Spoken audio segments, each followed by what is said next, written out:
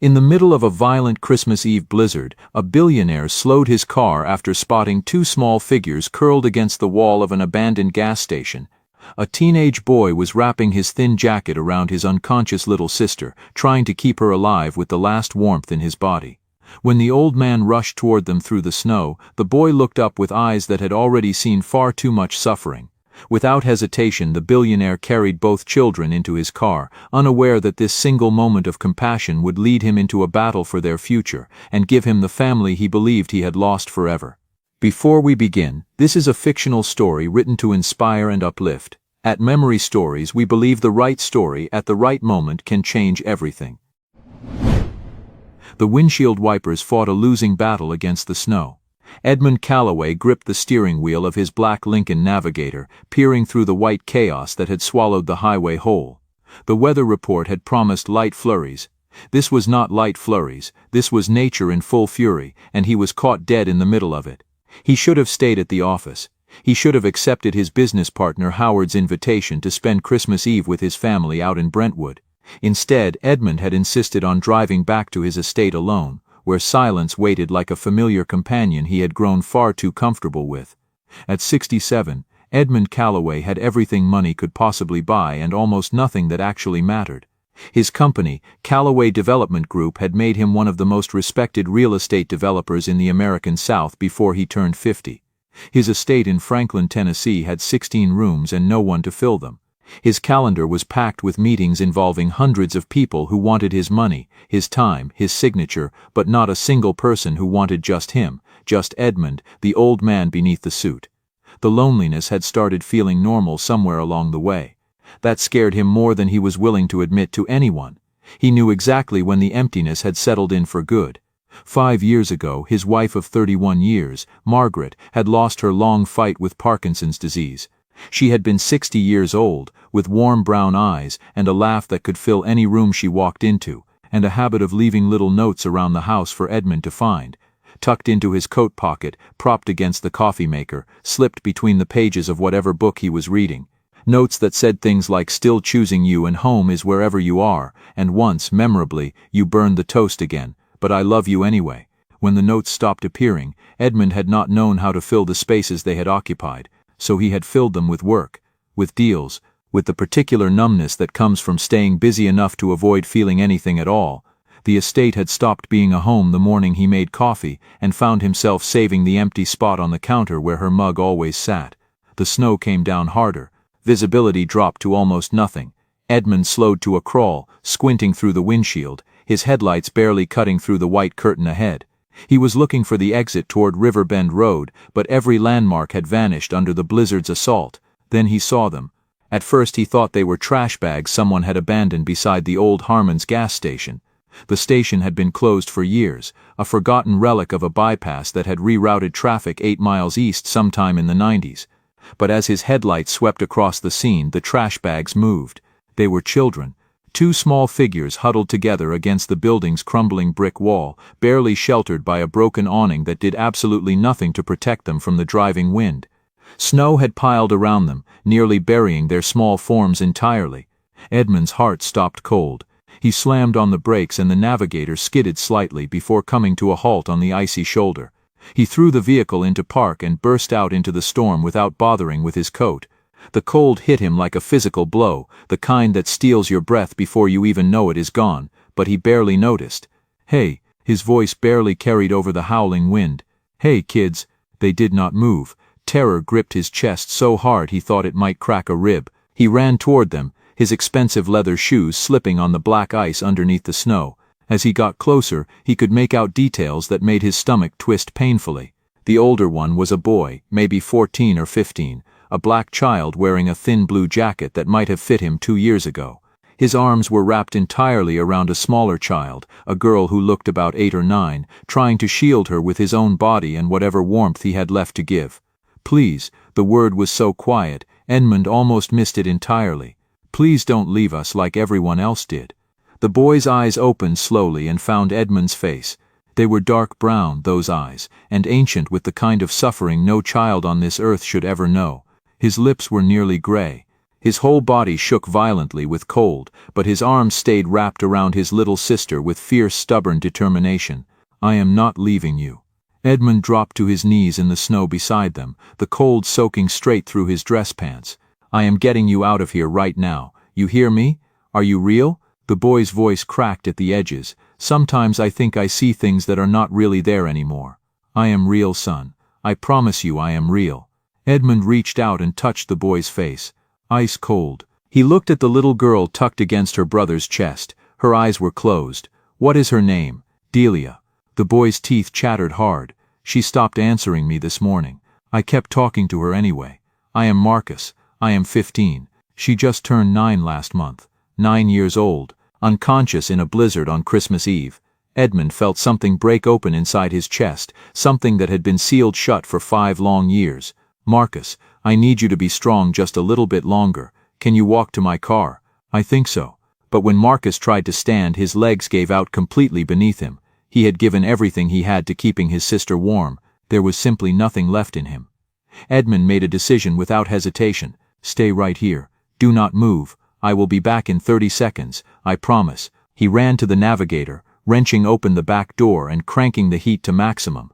He grabbed every blanket from the emergency kit he kept in the rear cargo area. Margaret had insisted he carry it years ago, and he had never once removed it. His hands shook, and it was not from the cold. He ran back. Marcus had slumped sideways in the snow, still somehow keeping his arm across Delia's small body. "I have got you both." Edmund lifted Delia first. She was terrifyingly light, the kind of light that tells you something is very wrong. He carried her to the car and tucked her onto the back seat, then ran back for Marcus. The boy tried to help, tried to push himself upright, but his limbs would not cooperate anymore.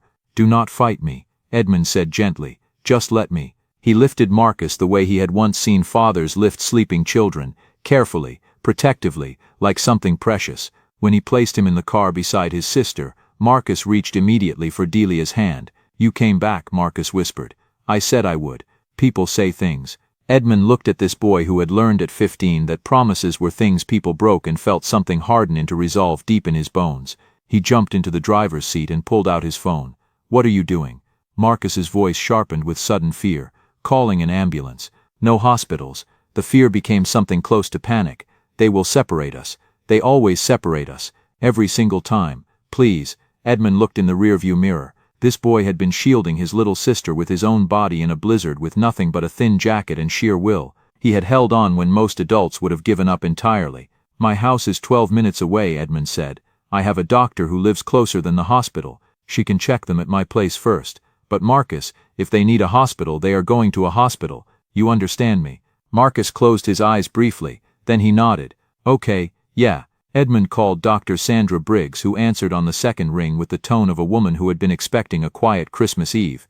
"Edmund, it is Christmas Eve. I need you at my house right now, Sandra. 2 children. Severe hypothermia. The little girl is unconscious. I think malnutrition. Maybe frostbite." A pause. Then her entire demeanor shifted, the way doctors do when the situation demands it. "How old?" 15 and 9. "I am already moving. Keep them warm. Do not warm them too fast. Talk to the little girl even if she cannot respond. I will be there before you." Edmund ended the call and pulled carefully back onto the highway. In the mirror, he watched Marcus pull both blankets tightly around Delia and press his cheek against the top of her head. "Talk to her," Edmund said. "Keep talking. She likes when I tell her about the stars," Marcus said softly. Then, in a voice that cracked every few words but never stopped, "Hey, Delia. Hey, you hear me? Remember how Grandma used to take us out to the back porch with that old flashlight and we would find constellations? Remember Orion, the one that looks like a man with a belt? You always said he looked like he was dancing." Edmund drove and listened and felt something that had been sealed shut for 5 years turn quietly toward the light. The estate gates appeared through the snow like a beacon. Dr. Sandra Briggs's car was already in the circular driveway. She came out the front door the moment Edmund pulled up, medical bag in hand, face all business. His housekeeper, Mrs. Ruth Coleman, was right behind her carrying an armful of towels and a look of fierce maternal worry that Edmund had never seen on her face in 7 years of working for him. "Bring the girl first," Sandra said immediately. Edmund carried Delia inside. The child was limp in his arms, her small face pale, her dark curls damp with melted snow. Sandra took her without ceremony. already checking pulse and temperature. Ruth, warm water, not hot, broth if you have it, crackers. Already on the stove, Ruth said, which told Edmund she had been listening on the phone and had not waited to be asked. Edmund went back for Marcus, who had managed to get himself upright but could not make his legs move properly. Edmund supported him all the way inside, and the boy did not fight it this time. Within 15 minutes, Sandra had transformed the downstairs sitting room into a careful field triage. She worked with the quiet efficiency of someone who had spent 20 years in emergency medicine before moving to private practice. Her expression gave nothing away, which worried Edmund more than open concern would have. "They are going to be okay," she said finally, straightening up. But it was close. Another hour out there and we would be having a very different conversation. She glanced at Delia, whose color was already beginning to return. "The girl is dangerously dehydrated, and her core temperature was critically low. I am starting an IV. Watch her through the night. If she is not significantly improved by morning, hospital, and that is not a discussion." "Understood. The boy is in better shape only because he spent everything he had keeping her alive." Sandra lowered her voice. "Edmund, this did not happen overnight. These children have been surviving on very little for a long time." Ruth fed them slowly and carefully, warm broth and crackers first, then soup. Marcus refused everything until Delia was eating. When Ruth finally placed a bowl in Marcus's hands, he stared at it for a long moment like he had forgotten what food was supposed to feel like. He took one spoonful, then another. Then he set the bowl down carefully and pressed the back of his hand against his mouth and cried, quietly, the way a person cries when they have been holding everything together for so long that one moment of actual safety undoes them completely.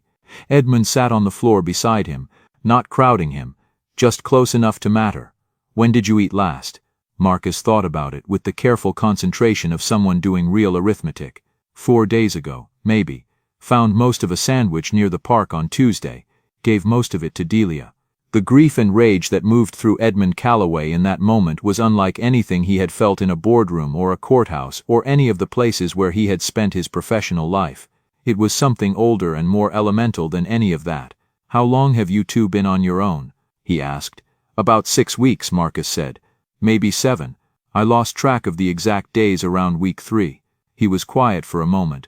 "Our dad died 2 years ago, work accident. Mom raised us by herself after that, but she got sick last spring. By summer she was gone."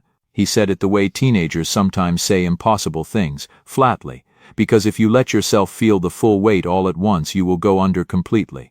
"Social services put us in a group placement, same building at least. Then they said they needed to make new placements. Delia to a foster home in Memphis, me to a facility in Chattanooga." His jaw tightened. "I took her and we left. I know it was wrong. I know it made things harder legally, but keeping her with me was the only thing that mattered." "It was not wrong," Edmund said quietly. "You did what you had to do to protect your sister. I stole food sometimes." Marcus looked at the floor, collected bottles for money, kept us hidden in an abandoned building until it got condemned last week. You kept her alive. She is all I have left." Edmund looked at this boy, 15 years old, sitting in a warm house for the first time in weeks, still holding his little sister's hand across the blanket between them. "Do you have any other family?" Edmund asked. "Grandparents, aunts or uncles?" Something shifted in Marcus's expression. "There is our dad's brother, Uncle Vernon Pierce. He came around after Mom's funeral, mostly asking about whether there was a life insurance policy and whether Mom had any savings put aside." A pause. He did not stay for the reception. Edmund filed that information carefully away. "Let me tell you what I am thinking," he said. "I have a family attorney named Catherine Walsh. She is the best in this state. I want her to file for emergency custody on your behalf today, which keeps you and Delia together while we navigate the legal situation properly. We begin the foster certification process immediately, and I make sure that you and your sister are in the same place through every single step of it." Marcus studied him with the careful measuring look of someone who had learned not to trust easy kindness. "Why would you do that?" he asked. "You do not know us. I know enough." Edmund met the boy's eyes. "I know you spent 6 or 7 weeks keeping your sister alive with nothing. I know you chose her over your own safety every single time. I know you are sitting here right now still holding her hand while she sleeps." He paused. "That tells me everything I need to know about who you are and what you deserve." Marcus was quiet for a long time. "What do you get out of it?" he asked. The question was blunt and completely honest. the question of a boy who had learned that nothing comes without a reason. I get to do something that actually matters, Edmund said. I have spent 20 years building things, closing deals, coming home to a house with 16 rooms and not one person who needs me to walk through the door. He thought of Margaret, of the empty spot on the kitchen counter. I had a wife once who used to tell me I worked too hard and missed too much of what was real. She was right, and I did not fully understand that until she was gone. He looked at Marcus steadily. You two are not a complication in my life. You are the first thing in 5 years that has made this house feel like it is supposed to have people living in it. Marcus looked at him for a very long moment. Then something behind his eyes shifted. Not trust exactly, not yet, but the very first thread of it beginning to form. Okay, he said quietly, I will give you a chance to prove it. Sandra stayed until past 3 in the morning monitoring Delia's vitals. Before she left, she pulled Edmund into the hallway.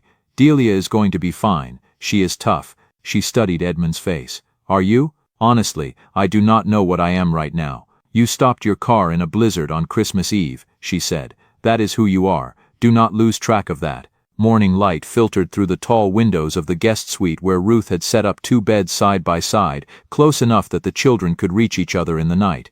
Edmund had not slept. He had spent the hours alternating between checking on the children and pulling up everything he could find about emergency custody law in Tennessee on his laptop. Marcus was awake when Edmund knocked softly and entered. Delia was still asleep, her color nearly normal now, her small chest rising and falling with steady regularity. Good morning. Edmund sat in the chair near the door, keeping his distance. How are you feeling? Better. Marcus's voice was still rough at the edges. A lot better. He looked around the room carefully. This is real. I keep thinking I am going to wake up. It is real. What happens now? Now we talk, Edmund said. Tell me everything from the beginning.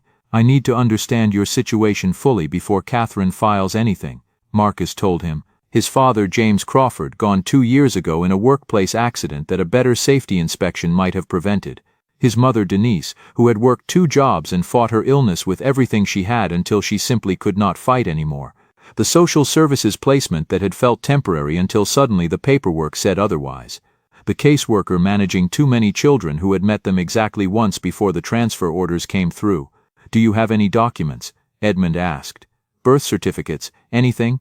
In my backpack. It is back at the gas station if it is still there. Edmund texted his assistant before Marcus finished the sentence. By noon that day the backpack had been retrieved, still tucked against the station wall where Marcus had left it. Inside were the children's birth certificates, a few photographs of their mother, and $43 in small bills that Marcus had saved, one collected bottle at a time. Edmund set everything carefully on the guest room dresser where Marcus could see it was safe. Your things are here, Edmund told him that afternoon. All of them. Marcus looked at the photographs for a long time without touching them. Then carefully he picked up the one on top. His mother, young and laughing at something off camera, her arm around a small boy who was clearly Marcus at about 7 years old. She was funny, Marcus said, not to Edmund particularly, just to the room. People do not always know that about her. They think of her as the sick woman at the end. But she was funny. She could make anybody laugh. Edmund did not say anything. He just let that truth sit in the room where it belonged. You mentioned your Uncle Vernon, Edmund said after a moment. Tell me more about him. Marcus set the photograph down carefully. He scared Mom. When she was sick, he came to the house once. He had some kind of paper he wanted her to sign. She refused and made me take Delia upstairs. After he left, she was shaking. She made me promise never to leave Delia alone with him. He looked at his hands. She did not say exactly why. She just made me promise. That matters, Edmund said. You may need to tell that story to my lawyer and to the social worker assigned to your case. Can you do that? If it keeps Delia safe, I can do anything. Delia woke up slowly, blinking at the unfamiliar ceiling. When she saw Edmund, she pressed close to her brother. Marcus put his arm around her automatically, a gesture so practiced it was clearly second nature. It is okay, Delia. This is Mr. Edmund. He helped us last night. Remember, I told you someone helped us. Delia looked at Edmund with wide dark eyes. She did not speak, but after a long moment, she gave a very slight nod, which Edmund understood was significant. Are you hungry? He asked. Another slight nod. Ruth had prepared a breakfast that could have fed 10 people. Pancakes, eggs, bacon, fresh fruit, orange juice, toast with 3 kinds of jam. Marcus's eyes went wide when Edmund carried the tray upstairs. She likes strawberries. Marcus said immediately, reaching to put extra on Delia's plate before touching his own. Then she gets extra strawberries. They ate slowly at first, then with the focus of bodies that had been running on empty for too long. Edmund watched them and noticed things. Marcus was right-handed but reached across himself to hand things to Delia. The little girl ate quietly and methodically, working through her plate with the careful attention of someone who understood that food was not something to take for granted. That afternoon Catherine Walsh arrived. She was in her early 50s, sharp-eyed and brisk, with the kind of measured competence that had made her the most effective family attorney in the state for 15 years. She spent 2 hours with Marcus, taking careful notes, her expression professionally neutral. When she and Edmund stepped away privately, she was direct. Emergency custody is achievable. Foster certification takes time, but we start immediately. She looked at him squarely. Edmund, I have known you for 20 years. I need you to be certain about this. These are traumatized children. Not a project. Not a charitable gesture. Are you genuinely prepared for what that means every single day? More prepared than I have been for anything in a very long time. Then I start the paperwork tonight. She paused. You mentioned an uncle. If he surfaces with a competing claim, blood relations carry real weight in family court. We should be ready. We will be ready. That night, sitting in his study after Catherine had gone, Edmund allowed himself to feel what he had been holding at arm's length all day. Not just the weight of the responsibility he had taken on, but something warmer than that. Something that felt for the first time in 5 years like being needed, like being exactly where he was supposed to be. He thought of Margaret and her notes tucked into unexpected places. He thought she would have approved. He thought she might have been the one to stop the car, if she had been driving. She always did see things before he did. Still choosing you, her last note had said, found in his jacket pocket 3 weeks after the funeral. He wondered if this was what choosing looked like for him, stopping in a blizzard, keeping a promise, deciding that 16 rooms were too many for one old man and that some things were worth fighting for. January arrived cold and full of adjustments that Edmund had not anticipated. He had never lived with children before. He had built companies, managed crises, negotiated deals that reshaped neighborhoods, and none of it had prepared him for the particular daily reality of a 15-year-old boy and a 9-year-old girl finding their footing in a new world. Marcus was guarded but not closed. He watched Edmund constantly, the way someone watches weather, trying to predict what was coming. He hoarded food in his room for the first week until Ruth sat with him one quiet afternoon and told him plainly that the pantry was always full, the kitchen was always open, and that if he woke up at 2 in the morning wanting a bowl of cereal, there would always be a bowl of cereal. Marcus looked at her for a long moment. You are not going to tell me I am being irrational. No, baby, Ruth said. You spent weeks not knowing where your next meal was coming from. That kind of thing does not just turn off because the situation changed. We are going to be patient with you. He ate dinner at the family table that night for the first time without positioning himself near the door. Delia was a different kind of challenge. She had been talkative once, Marcus told Edmund during one of their evening conversations on the back porch. Loud, actually. Full of opinions about everything. She had sung constantly, made up elaborate stories, laughed at her own jokes with complete delight. Since their mother died, she had grown quieter. Since the streets, she had stopped speaking almost entirely. She communicated through drawings. Within days the refrigerator was covered in them. Houses with lit windows, tables with food on them. 2 figures standing close together. Then carefully and gradually, a third figure appeared in the drawings, older and taller, white-haired, standing near the other 2. Edmund noticed the third figure but said nothing. He just let it be there. Dr. Sandra Briggs brought her colleague Dr. Lawrence Webb, a child psychologist who specialized in grief and trauma in young children. Dr. Webb was a patient, unhurried man in his mid-50s who had kind eyes and a gentle directness that Delia seemed to respond to without quite meaning to. He sat on the floor with her during their first session, not pushing, not prompting, simply being present while she drew. After that first session, he spoke with Edmund privately.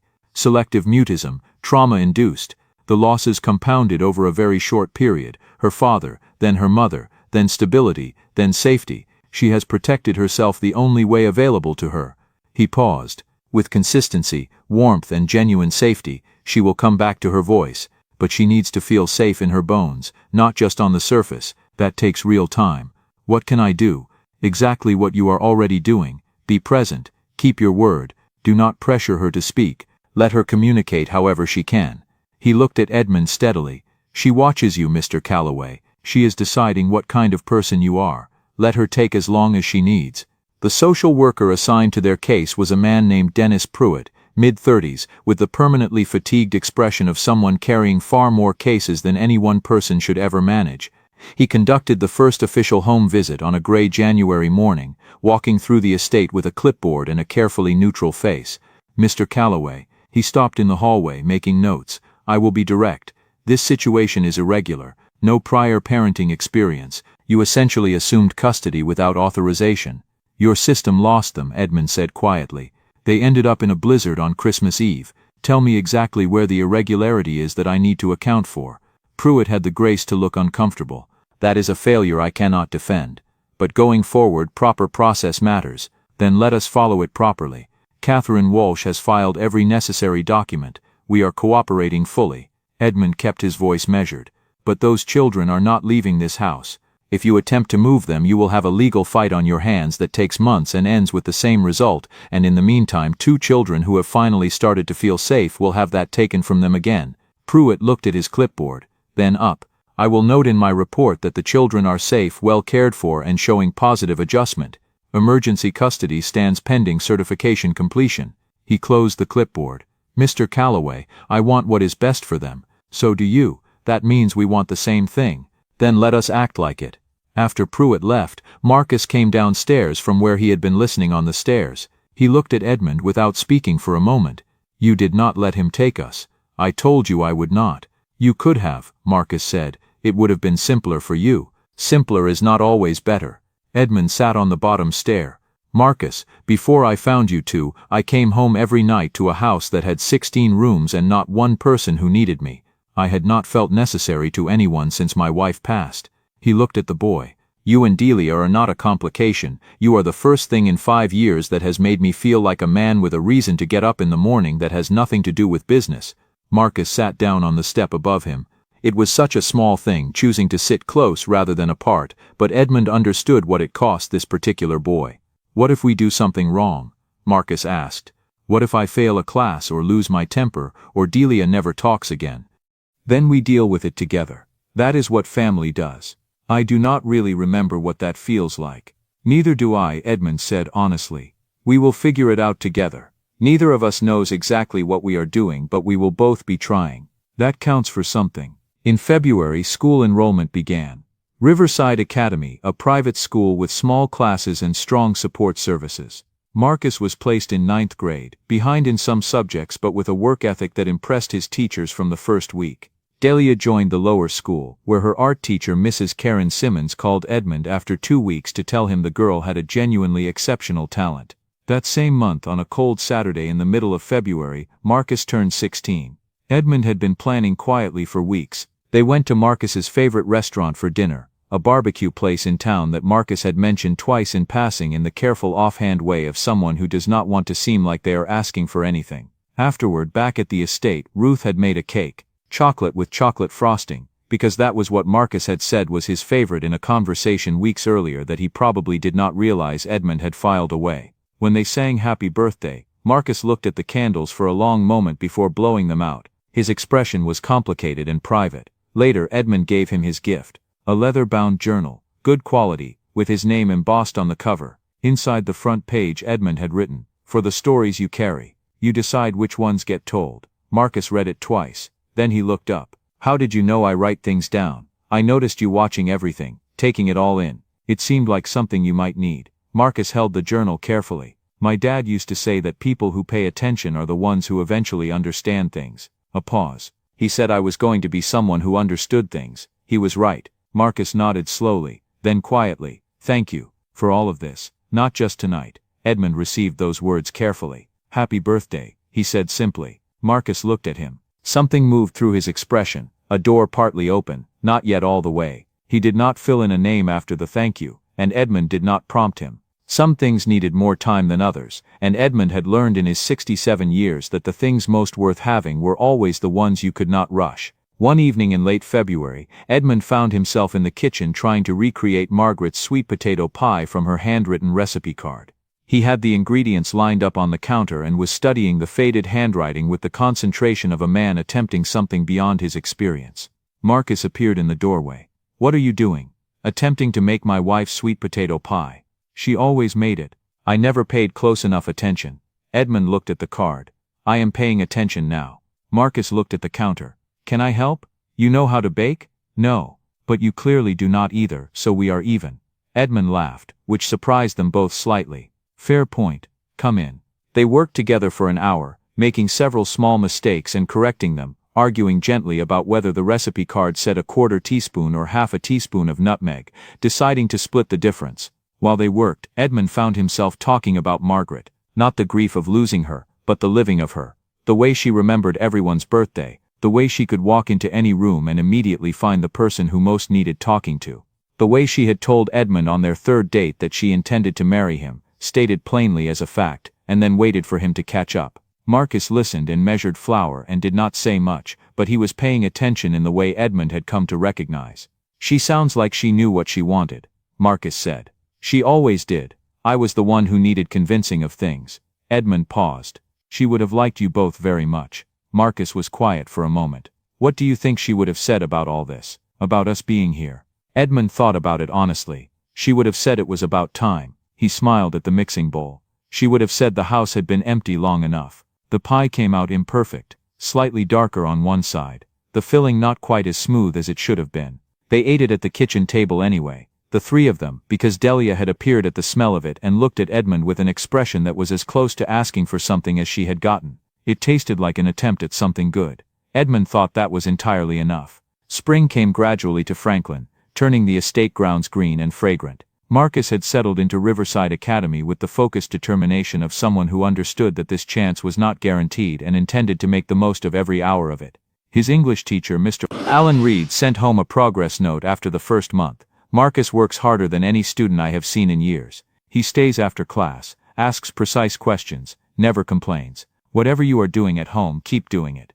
Delia was flourishing in art class in the lower school. Mrs. Simmons had submitted 2 of her pieces to a regional student exhibition without telling anyone, and when the acceptance letter came addressed to Delia Crawford, age 9, Marcus read it aloud at the dinner table, and Delia's face went through 5 distinct expressions in about 4 seconds before landing on a smile so wide it changed the whole shape of her face.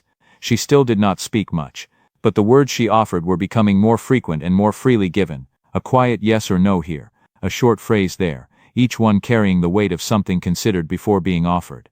Edmund had learned to receive these small gifts without making a production of them, which Dr. Webb had told him was exactly the right approach. One afternoon in early March, Ruth was teaching Delia to make cornbread at the kitchen counter. Edmund watched from the doorway as they measured and poured together, Ruth narrating each step in her easy, unhurried way. When the batter was ready and Delia stirred it with careful concentration, Ruth said, "My grandmother always said food made with patience tastes better than food made in a hurry, so let us take our time with this." Delia stirred more slowly. Then she looked up at Ruth and said softly, "It smells good already." Ruth did not make a fuss. She just said, "Yes it does, baby," and handed her the pan. But her eyes found Edmund's over Delia's head, and the look they exchanged said everything. The mural helped too. Edmund had commissioned a local artist to paint Delia's bedroom ceiling, letting her design it entirely. She had drawn a night sky full of stars, each constellation labeled in her careful handwriting, the Milky Way arching across the longest wall. When the artist finished and Edmund brought Delia in for the first time, she stood in the center of the room and turned in a slow circle looking at every inch of it. Then she walked to Edmund and wrapped her arms around his waist and held on without saying a single word. He held her back the same way. It was the last week of April when the shadow arrived at the front gate. Security called Edmund to the monitor. He reviewed the footage carefully. A man in his mid-50s stood at the gate wearing a jacket that did not quite fit right, carrying the specific kind of performed casualness that Edmund had spent decades learning to read as a careful act. The man identified himself as Vernon Pierce, Marcus and Delia's paternal uncle. Edmund went to the gate himself. Vernon Pierce had a wide smile that arrived before his eyes did, which was always a particular kind of tell. "Mr. Calloway." Vernon extended his hand as though they were meeting at a business lunch. "Social services finally told me the kids are here. I just want to see them. Family ought to be with family." "You are their uncle," Edmund said evenly. "Tell me when you last saw them." A brief hesitation. "At their mother's funeral. I had some personal difficulties that kept me from being as present as I should have been. Before the funeral." Another pause. "We lost touch for a period." "You lost touch while their father died, and their mother spent her last months fighting illness and passing away," Edmund said. "And now that they are living with me, here you are." He looked at the man steadily. Why now, Vernon? Be specific. The smile shifted underneath, a gear turning. Family is family. Blood is blood. The law recognizes that. The law also recognizes best interest. We will let the judge determine which applies. Edmund held the man's gaze. The adoption hearing is scheduled. You are welcome to present your case. Until then, you do not come to this property. You do not contact the children. You do not go near their school. Vernon left without another word, but the way he drove away told Edmund everything he needed to know about what was coming. That evening was the hardest conversation Edmund had since Christmas Eve. He gathered Marcus and Delia in the sitting room after dinner. Ruth sat nearby, her presence steady and warm. Edmund told them calmly and directly, without minimizing or catastrophizing. Marcus's face went still the way it did when he was absorbing something that required all his reserves. Delia looked at Marcus and then at Edmund, and then pressed herself against Edmund's side. He is going to try to get custody, Marcus said. Not a question. He may file a petition. If he does, we fight it legally and professionally, and we win. What if we do not? Marcus's voice was very controlled, which Edmund now understood meant he was frightened beneath the surface. Then I appeal. And if the first appeal fails, I find another avenue. Marcus, I am not walking away from this. Not from you. Not from Delia. Not ever. Marcus looked at him with the measuring gaze he still used sometimes when he needed to verify whether what Edmund said matched what Edmund meant. He scared Mom, Marcus said quietly. That time he came to the house when she was sick. She made me take Delia upstairs. After he left, she was shaking. She made me promise never to leave Delia alone with him. His voice stayed level. I was 12 years old and I did not fully understand why. I think I understand better now. You need to tell that to Catherine and to Dennis Pruitt, Edmund said. Every detail. Can you do that? If it keeps Delia safe. Yes, then that is what we do. Catherine Walsh moved swiftly. She documented Vernon Pierce's history of abandonment with meticulous care, pulling financial records that revealed a man facing significant debt, creditor judgments, and a bankruptcy filing dated just 6 weeks before his appearance at the gate. His sudden interest in the children had a very clear and very specific trigger. Marcus gave a formal statement about his mother's experience with Vernon. Pruitt took it seriously, and included it in his assessment. This significantly strengthens your position, Catherine told Edmund. But I will not mislead you. Family court is unpredictable. Some judges prioritize blood relation above nearly everything else. We will not know what we are walking into until we are inside that courtroom. Vernon tested boundaries before the hearing. He appeared at Riverside Academy one afternoon claiming he wanted to see his nephew and niece. Principal Howard Hayes had him escorted off the property and called Edmund within 3 minutes. Edmund arrived to find Vernon in the parking lot, past the performance of reasonableness. You are keeping me from my own blood, Vernon said. Visiting children at their school without authorization while a custody proceeding is active is something I can absolutely prevent, Edmund said, his voice quiet and completely steady. And Vernon, I know what this is really about. I know about the bankruptcy. I know about the creditor judgments. I know exactly what you see when you look at those children, and I am going to make sure the judge knows all of it. Something shifted in Vernon's face. The performance fell away entirely. You think your money makes you better than family, he said. I think those children deserve better than being used to solve someone else's financial crisis, Edmund replied. That is not about money. That is about them. He watched Vernon drive away and stood in the parking lot until the car was out of sight. Then he went inside. Principal Hayes met him at the door. Marcus was told to stay in class. He did. But Mr. Calloway, that boy watched the whole thing from the second-floor window. He saw you stand your ground. Hayes paused. I thought you should know. Edmund found Marcus after school, waiting in the hallway with a stillness that told Edmund how hard he had been working to hold himself together. He is gone, Edmund said. Marcus looked at him for a moment, then quietly, Thank you, Mr. Edmund. It was the first time Marcus had used his name with something other than formality behind it. Edmund heard the difference clearly. Delia turned 10 years old on November 19th, 4 days before the adoption hearing. Edmund had asked her weeks earlier, through the careful back and forth of nods and short phrases and drawings, what kind of birthday she wanted. She had drawn a picture in response, 4 people at a table with a cake, and beside it a smaller drawing of a night sky full of stars. They went to the planetarium in Nashville in the morning, just the 4 of them and Ruth. Delia moved through every exhibit with her sketchbook under her arm, stopping constantly to draw what she wanted to remember. At the dome show she sat very still in the dark and watched the constellations rotate across the ceiling with an expression Edmund could only describe as recognition, like greeting old friends she had not seen in a long time. At dinner that evening, Edmund gave her his gift last. A professional-grade art set, the kind working artists used, with watercolors and brushes and a large hardbound sketchbook and colored pencils in 48 shades. Delia opened the box and touched each item with reverence. She looked up at Edmund. Her lips moved. "Thank you," she said, softly, carefully, like testing a door that had been locked for a long time and finding it open. "Thank you, Mr. Edmund." He felt the sting behind his eyes and did not try to hide it. "You are so welcome, sweetheart, so very welcome." She smiled and returned to examining the art supplies, and Marcus caught Edmund's eye across the table and gave him a look that said everything. Over the days that followed, Delia spoke with greater ease. Short phrases came more willingly now. "I like this." And one Saturday morning, watching Edmund struggle with the television remote, a single word delivered with perfect quiet timing: buttons. Marcus had laughed so hard he nearly fell off the couch. Edmund had stood there pretending to be affronted and failing completely, and Delia had looked at both of them with those steady dark eyes and allowed herself a small satisfied smile. Then one evening, 4 days before the hearing, Delia was sitting beside Edmund on the back porch while Marcus did homework inside. It was a cool November night, and Edmund had brought out 2 blankets without being asked, one for him and one for her. They sat looking at the sky together, and Delia had her sketchbook open but was not drawing, just looking. After a while she said, very quietly, "Are you scared about the court thing?" Edmund considered giving her a reassuring answer. He decided she deserved an honest one. "A little," he said. "Are you?" She nodded. "That is okay," he said. "Being scared does not mean the thing you are scared of will happen." She was quiet for a moment. Then she leaned slightly against his arm, and then so softly he almost missed it. "I do not want to go anywhere else." "You are not going anywhere else," Edmund said. "I promise you that." She leaned a little more. He put his arm around her shoulders and she tucked herself against his side, and they sat like that until the cold drove them in. 3 weeks before the hearing, Edmund took the children to visit their mother's grave on a cool Saturday morning. The cemetery was quiet, the headstone simple. The 3 of them stood together for a while, and then each did something private. Marcus placed his journal beside the stone, the leather-bound one Edmund had given him for his birthday, partially filled now. He stood with his hand resting on the cover for a long moment before stepping back. Delia set down a drawing she had made the night before.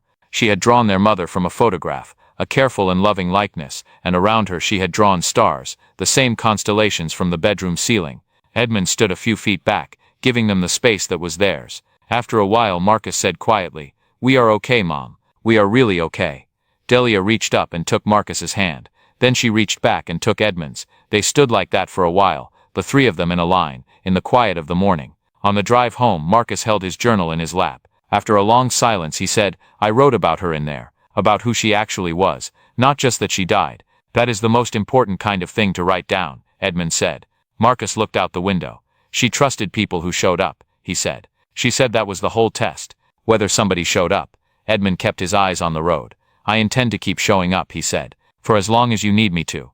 The night before the hearing, Edmund found Marcus on the back porch in the dark with a blanket around his shoulders. "Cannot sleep," Marcus said.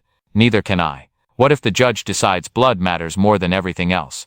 Then I appeal that day, and the day after if I have to." Edmund sat beside him. "Marcus, whatever happens tomorrow, I need you to know something. You and Delia changed my life. Not just what I do with it, who I am in it. That does not disappear regardless of what a judge rules." Marcus was quiet. "Then I actually believe you. I stopped believing people for a long time. Starting to again is a strange feeling. That is called hope. It is supposed to feel strange when you have not had it in a while." Another silence. Then Marcus said, "I want to call you something, not Mr. Edmund forever." He paused carefully.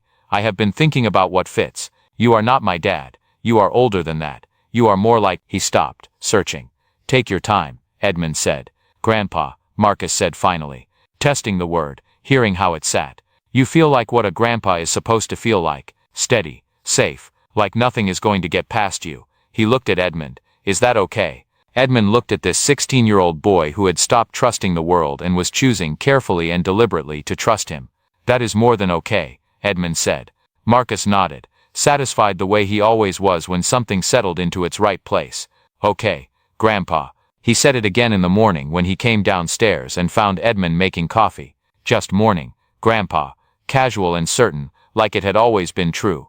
Edmund had to set down his coffee cup and look out the window for a moment before he could respond. The Williamson County Courthouse was gray stone and high ceilings, and the particular silence of formal proceedings. Catherine Walsh met them at the entrance, briefcase in hand, expression set for battle. Judge Robert Morrison presiding. Catherine said quietly. 20 years on the bench. Thorough and fair. No established pattern either way on blood versus best interest cases. Vernon Pierce sat at the opposing table with his attorney, a man named Glenn Whitfield, whose suit was slightly too large and who had the expression of someone who knew he had a weak case and had arrived at a certain peace with that. Vernon had cleaned himself up for the occasion. Better jacket, hair combed, attempting an air of respectability, but his eyes were calculating, and Marcus saw it the moment they entered the room. Marcus reached down and took Delia's hand. She pressed against his side. "Just look at the judge," Edmund said quietly. "That is all you need to do." Judge Robert Morrison entered with the businesslike composure of someone who had seen the full range of human circumstance and had not lost his capacity to care about any particular piece of it. He settled his reading glasses and looked at the children with a directness that was neither cold nor artificially warm. "I understand this is difficult," he said. "My only job today is to listen carefully and make the best decision I can for you. Not for the adults in this room, for you." Delia held her breath. Marcus nodded once. Catherine presented their case methodically. School records documenting Marcus's remarkable academic recovery. Delia's art exhibition acceptance. Medical reports showing restored health. Dr. Webb's psychological evaluations, documenting genuine and measurable healing from significant trauma. Character statements from teachers, coaches, neighbors. Dennis Pruitt's formal recommendation in favor of the adoption. She presented Vernon's financial records without editorial comment. The bankruptcy filing, the tax liens, the creditor judgments, the timeline that placed his appearance at the gate 6 weeks after the filing. The picture assembled itself without narration. Vernon's attorney offered the expected argument about blood relations and the importance of family. Judge Morrison listened and then turned to Vernon directly. "Mr. Pierce, help me understand. In the 2 years since your brother died, how many times did you have meaningful contact with your nephew and niece?" Glenn Whitfield leaned toward Vernon. Vernon waved him back. "I attended their mother's funeral, and I visited the house once when she was ill. Once. In 2 years. I had difficulties of my own." "I am sure you did," Judge Morrison said. His tone was not unkind, but it was precise. "The children will address the court now." Marcus walked to the witness chair with his chin up. He looked like exactly what he was, a 16-year-old boy who had grown up faster than anyone should have to, carrying himself with the particular dignity of someone who has nothing left to prove except the truth. "Tell me about living with Mr. Calloway," Judge Morrison said. "He saved us," Marcus said. "Not just that night in the blizzard. Every day since. He shows up. He is there for homework and bad test grades and when Delia has a hard night and when I need someone to sit with me without talking for a while." He paused. "He told me once that his wife used to say he worked too hard and missed too much of what was real. I think finding us was him finally stopping missing it." He looked at Edmund briefly. "He taught me that being helped does not mean being weak. That is harder to learn than it sounds when you have been on your own a long time. And your uncle's petition." Marcus's jaw tightened. "Vernon Pierce did not come for us. He came for what we represent financially. My mother knew it. She was frightened of him when she was sick. He does not get to claim us now because it has become convenient." His voice stayed level throughout. "I will not let him use my sister." "What do you want, Marcus?" Clearly and simply. "I want to stay with Mr. Calloway. I want Delia to keep getting better. I want somewhere permanent where no one can keep moving us around." He looked at Edmund steadily. "I want the man I already call Grandpa to be my family on paper the same way he is in real life." A quiet moved through the courtroom. Delia was called next. She walked to the witness chair and sat down, folding her hands in her lap and looking at Judge Morrison with her steady dark eyes. "Delia, do you understand why we are here today?" A nod. "I know speaking is sometimes hard. You can nod right or show me anything you need to." The judge's voice was genuinely gentle. "Can you tell me where you want to live?" Delia reached into her jacket pocket and drew out a piece of paper she had folded there that morning. Edmund had not known about it. She unfolded it carefully and held it up. It was a drawing. A house with lit windows and stars in the sky above. A tall, older white-haired figure and 2 smaller ones standing in front, holding hands. In her careful handwriting at the bottom, "Home is where Grandpa is." Several people in the courtroom went very still. "Is that your home?" Judge Morrison asked. Delia nodded, clear and emphatic. "Do you want to stay there?" The nod was the most unambiguous thing she had done in months. "What about your uncle? Mr. Pierce?" Delia looked at Vernon Pierce for exactly 2 seconds. Then she climbed down from the witness chair, walked back to Edmund, and pressed herself against his side with both arms wrapped around him. No one in the courtroom misread the message. Judge Morrison looked at Vernon for a long, quiet moment. "Mr. Pierce, I am going to ask you directly. Be honest with me. Why do you want custody of these children now, when you had years of opportunity to be present in their lives and were not?" Glenn Whitfield leaned in urgently. Vernon looked at his lawyer, then at the judge, then at the two children across the room. Something in his face shifted, the exhaustion of a man who has been performing something for too long and has finally run out of the energy it takes. "I am in financial trouble," he said flatly. "The foster care payments would help. There is a small policy from their mother. I need the money. I thought maybe I could do right by my brother's kids while getting myself stable." He looked at the table. "I know how that sounds. It sounds honest," Judge Morrison said.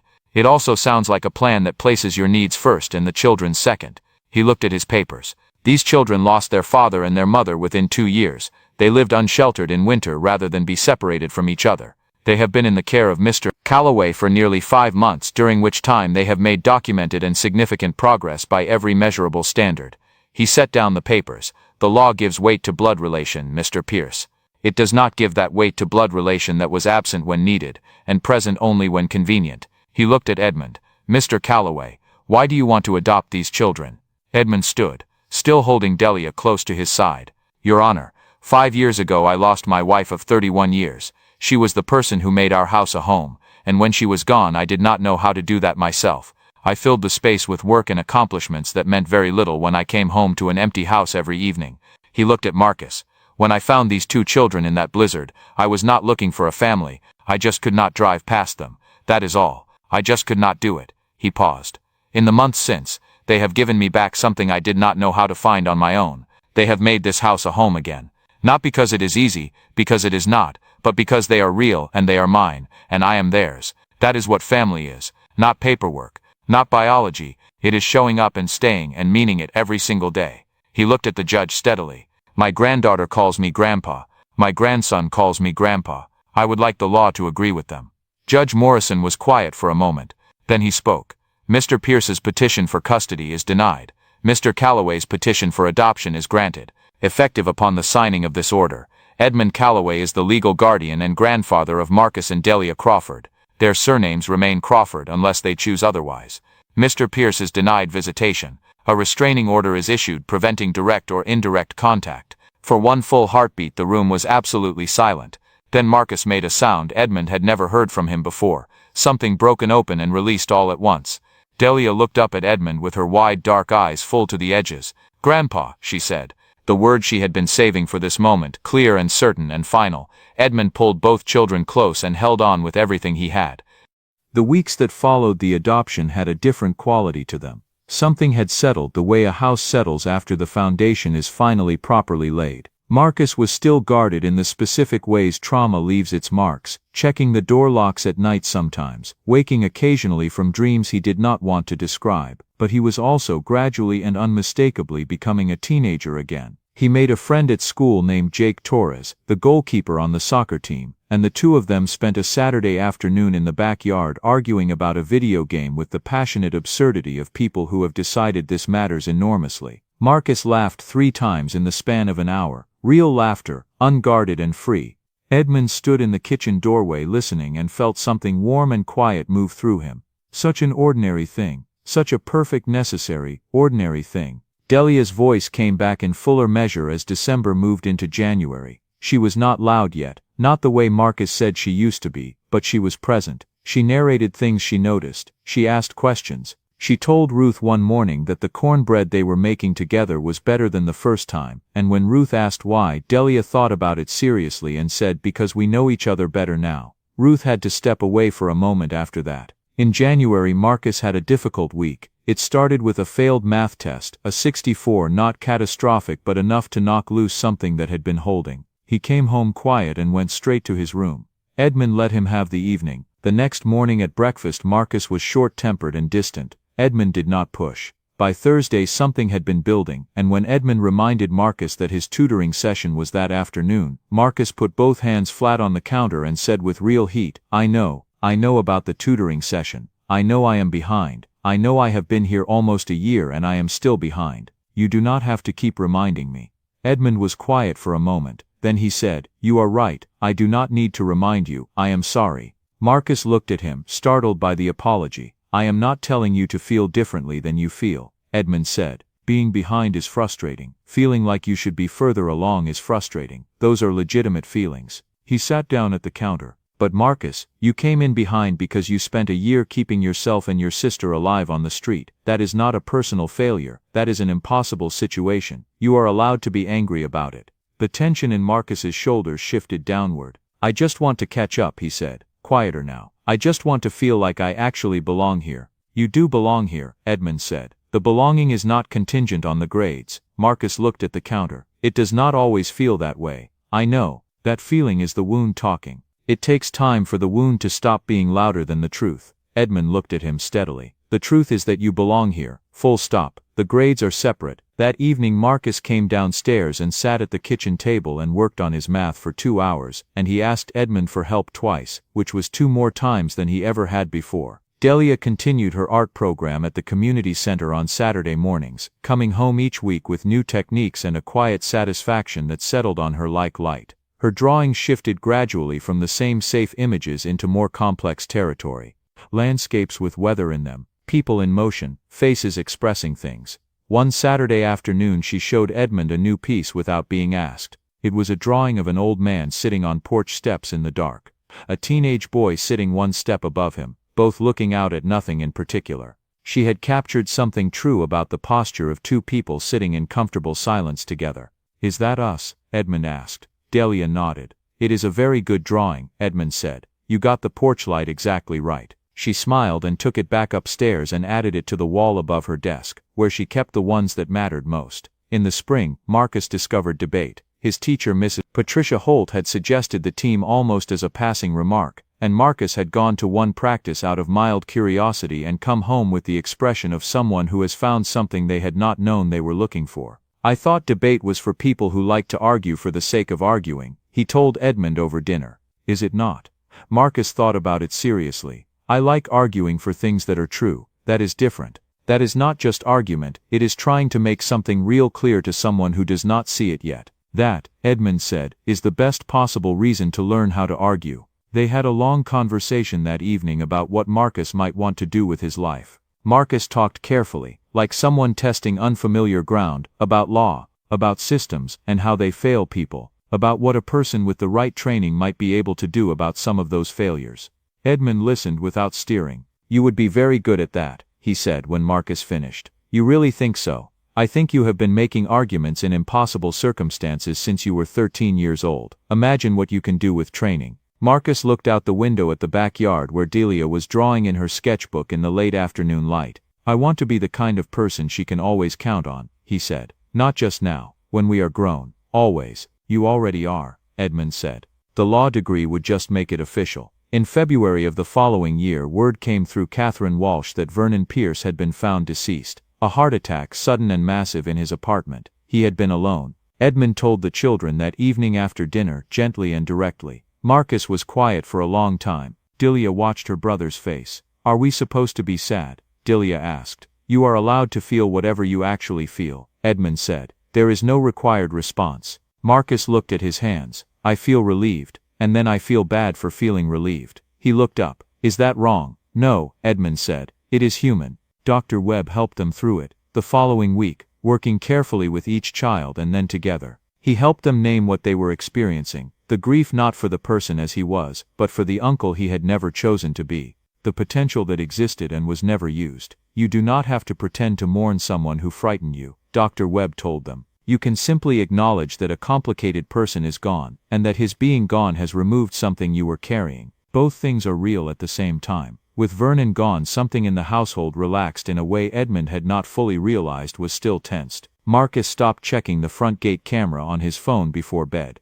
Delia started leaving her bedroom door open at night instead of almost closed. Small things, significant things. In March, Edmund sat the children down and told them what he had been building toward since the fall. A foundation, he said, focused on children in the foster system who are at risk of being separated from their siblings. Legal resources, advocacy, emergency support, the kind of help that might have kept you from ever ending up in a blizzard. Marcus looked at him steadily. You are naming it after us. I was thinking about that. What do you think? Marcus turned something over in his mind. Then, name it after Mom. Denise Crawford. She fought for us as long as she could. She deserves to have her name on something good that keeps going after her. Edmund looked at this young man for a long time. The Denise Crawford Foundation, he said. Yes, that is exactly right. Delia drew a logo for it that week without being asked, two small figures holding hands against a background of rising light, with stars above them. Edmund's design team looked at it and reproduced it with almost no alteration because there was nothing to improve. The foundation launched in April. Catherine Walsh joined the board. Dennis Pruitt agreed to serve as a community advisor. Dr. Webb provided clinical consultation. About 40 people gathered in the formal room that had always felt too large for any single occasion until now. Marcus had not planned to speak, but a week before the event he came to Edmund's study and stood in the doorway. I want to say something at the launch. Someone who has actually been through it should be the one to explain what it was like.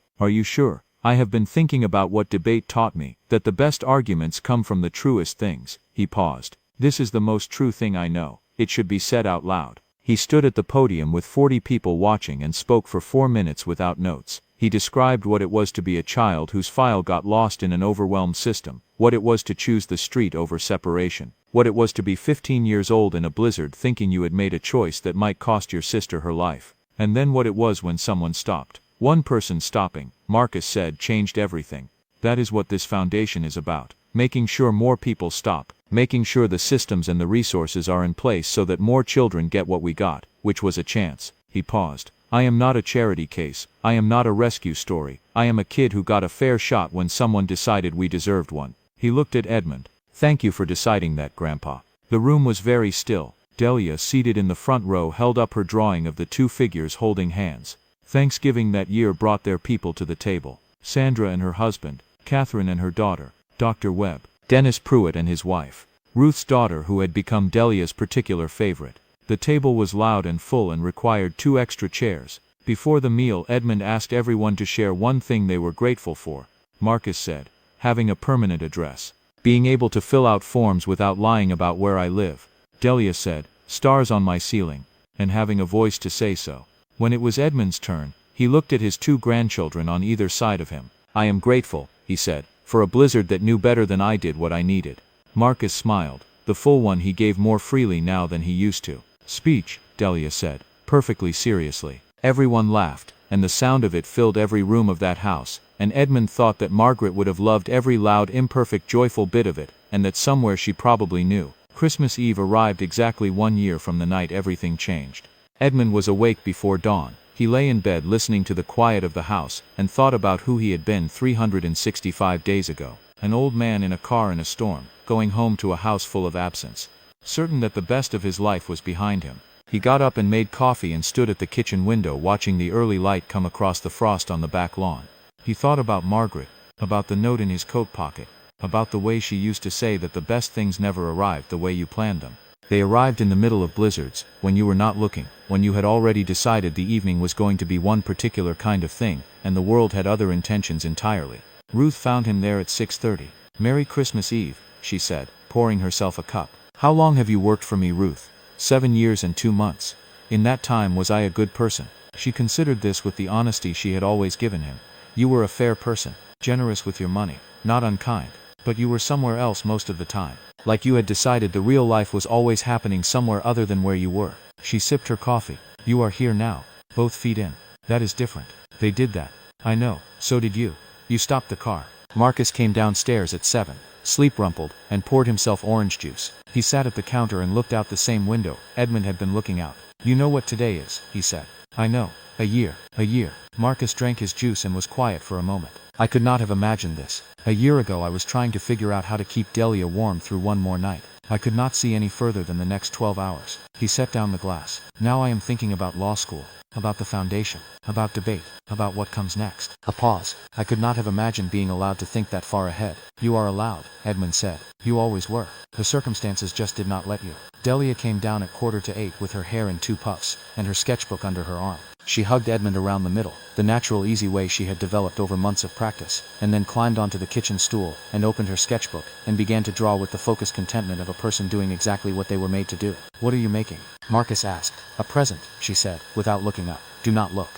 That morning the 3 of them loaded the Navigator with the boxes they had been filling for 2 weeks, warm coats in every size, blankets, non-perishable food, backpacks for children filled with necessities, art supplies because Delia had insisted, books because Marcus had insisted, gift cards because Edmund had insisted.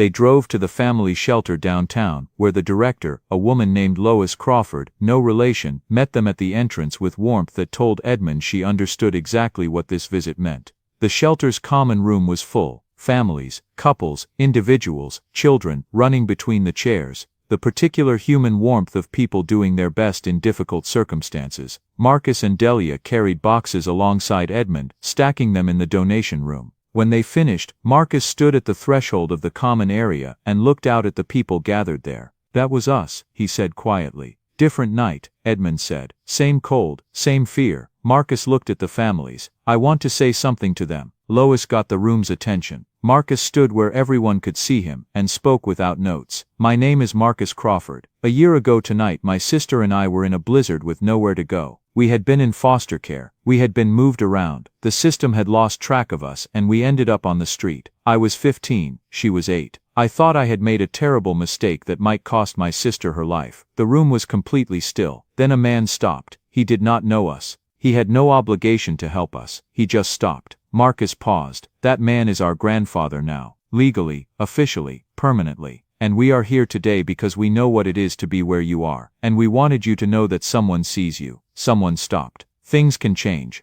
He looked at a woman in the corner holding a small child. "Hold on." Delia moved through the room, placing a small hand-drawn card into every hand. Edmund had not known she had made them. She must have spent hours on each one, every card different, every card a careful drawing of something warm and bright. A lit window, a table with food, a night sky full of stars with Orion's belt visible if you knew where to look. When she reached a little boy sitting alone near the window, she knelt down to his level. She held out her card. He took it and examined it with great seriousness. "Do you know about Orion?" Delia asked him. "He is the hunter. He has 3 stars in a row for his belt. If you go outside tonight, you can find him." The boy nodded. "He is always there," Delia said. "Even when you cannot see the stars he is there." She stood and came back to Edmund. He put his hand on her shoulder and she leaned against him, and they stood like that in the warm crowded room, while Marcus finished a conversation near the door with a young man who had questions about the foundation. They drove afterward to the gas station. It was unremarkable in daylight, the way the sights of extraordinary things so often turn out to be. Just a closed building off a bypass road.